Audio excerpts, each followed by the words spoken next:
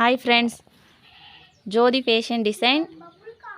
இந்த வீடியோவில் டைலரிங்க்கு தேவையான ஒரு டிப்ஸு தான் சொல்ல போகிறேன். அந்த டிப்ஸ் என்னன்ட்டு இந்த வீடியோவில் பார்க்கலாம் வாங்க ஃப்ரெண்ட்ஸ்.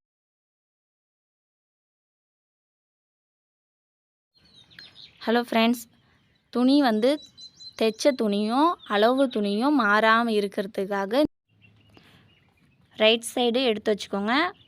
அளவு ப்ளவுஸு, தைச்ச ப்ளவுஸு எல்லாமே 1 by 1 ரைட் சைடில் எடுத்து வச்சுக்கோங்க. கொக்கியை தைக்கிற பக்கம் வைக்கக்கூடாது. ஏன்னா கொக்கி தைக்காததுக்கு முன்னாடியே நாம் இந்த மாதிரி ஸ்டிச் பண்ணி போட்டுருணும். கொக்கி சைடு ஜாயின் பண்ணக்கூடாது. அளவு ப்ளவுஸும் தைச்ச ப்ளவுஸும் ஒன்றா எடுத்து ஸ்டிச் பண்ணி வச்சுக்கோங்க. அப்புறம் எடுத்து வச்சிட்டிங்கன்னா என்றைக்குமே அது மிஸ் ஆகாமல் இருக்கும். இந்த டிப்ஸ் பிடிச்சிருந்தா சப்ஸ்கிரைப் பண்ணிக்கோங்க ஃப்ரெண்ட்ஸ். இந்த டிப்ஸ் உங்களுக்கு பிடிச்சிருந்தா ட்ரை பண்ணி பாருங்கள். சப்ஸ்கிரைப் பண்ணி சப்போர்ட் பண்ணுங்கள் ஃப்ரெண்ட்ஸ். தேங்க்யூ.